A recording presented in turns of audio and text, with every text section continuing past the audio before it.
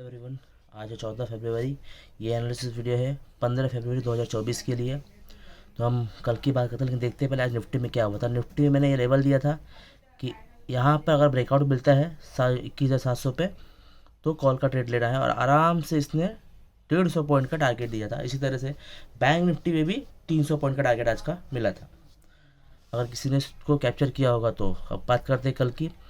कल अगर निफ्टी इस एरिया में कहीं ओपन होता है, साइडवेज ओपन होता है या हल्का सा गैप डाउन है, यानी कि 21,670 से लेकर 21,700 के बीच में कहीं ऊपर होता है, और पहले ये भागते हुए चला जाता है ऊपर 21,670 के ऊपर जाता है, या फिर यहाँ से रिजेक्शन लेता है, अच्छा होगा कि ऊपर चला जाए, यूटर्न लेके नीचे आए, तो मैंने यहाँ पुट का ट्रेड बनाऊंगा।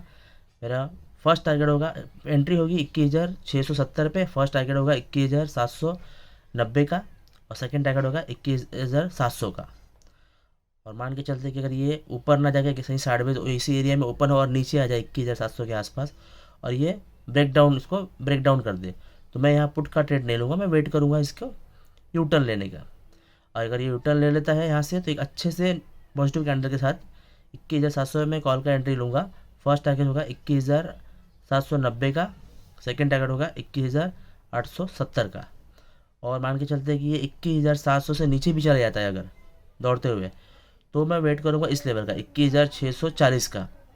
इसके नीचे आके ब्रेकआउट करे और फिर ये यूटर्न लेके ऊपर आए, तो मैं फिर से मेरे यहाँ कॉल की एंट्री होगी, जिसमें 21,640 की मेरी कॉल की एंट्री होगी। फर्स्ट टारगेट होगा 21,700, सेकेंड टारगेट होगा 21,790 का।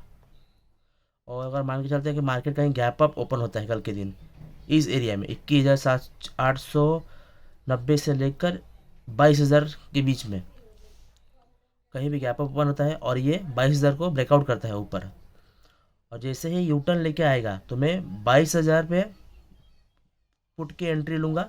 फर्स्ट टारगेट होगा 22,950 का, और सेकंड टारगेट होगा 21,870 का। निफ्टी में है, अब देखते हैं बैंक निफ्टी का।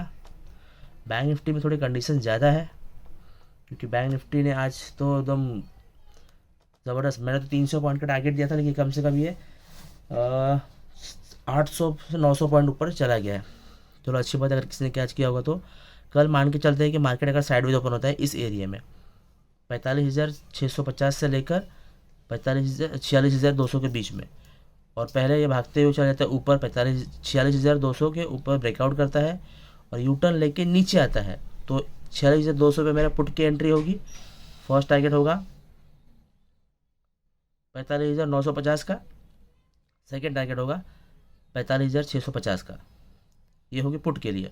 और अगर यहाँ से नीचे चले जाता है मार्केट, और फिर मैं ये वेट करूँगा ऊपर आने का, और यहाँ पर ऊपर आते ही 45,650 से मेरी कॉल की एंट्री होगी। फर्स्ट टारगेट होगा 45,950 का, सेकेंड टारगेट होगा 45,200 का। और अगर मार्केट कल गैप डाउन ओपन होता है इस एरिया में 45,650 से लेकर 45,200 के बीच में, और अगर ये सीधा डायरेक्ट नीचे ब्रेकआउट कर दे 45,200 के नीचे, तो मैं वेट करूँगा यूटर्न लेके ऊपर आने का, और यहाँ ऊपर आते हैं मैं कॉल की एंट्री लूँगा। 45,200 पे मेरी कॉल की एंट्री होगी। फर्स्ट टारगेट होगा 45,450, सेकेंड टारगेट होगा 45,650 का। और इसी एरिया में कहीं गैप डाउन ओपन होकर ये ऊपर चले जाए पहले, तो मैं वेट करूँगा इसके यूटर्न लेके नीचे आने का, यानी कि 45,650 पे आके जैसे ही ये ब्रेक डाउन करेगा एक नेगेटिव कैंडल के साथ में मैं एंट्री लूँगा पुट की। मेरा फर्स्ट टारगेट होगा 45,450 का, और सेकेंड टारगेट होगा 45,200 का। और अगर मान के चलते कल कहीं बहुत ज़्यादा गैप अप ओपन हो जाता है, बहुत ही ज़्यादा, यानी कि इस एरिया में 46,700 से लेकर 46,200 के बीच में अगर कहीं गैप अप ओपन होता है, तो मैं वेट करूँगा 46,700 के लेवल का। इस लेवल पर ब्रेकआउट करे और यू टर्न लेके ये वापस आए, तो मैं यहाँ पर एक अच्छे से नेगेटिव कैंडल के साथ, यानी कि मारूबोजू शूटिंग स्टार डोजी के साथ में मैं पुट की पोजीशन बनाऊँगा। 46,700 पे मेरी एंट्री होगी। 46,450 का मेरा फर्स्ट टारगेट होगा, और 46,200 का मेरा सेकेंड टारगेट होगा। और अगर मान के चलते हैं कि ये यहाँ पर ब्रेकआउट करके यूटर्न ना आए और ऊपर चले जाए, तो मेरा नेक्स्ट लेवल होगा 46,900 का। इसको ब्रेकआउट करे और यूटर्न लेके नीचे आवे, तो मैं 46,900 पे पुट की फर्स्ट एंट्री बनाऊंगा। उसके बाद 46,700 का मेरा पहला इसका टारगेट होगा, और 46 से 450 का मेरा फाइनल टारगेट होगा। बैंक निफ्टी थोड़ा कल का क्रिटिकल कंडीशन पे है, बट जिस तरह भी मूव देगा काफ़ी अच्छा मूव देगा, तो लेवल्स को ध्यान देकर ट्रेड करना।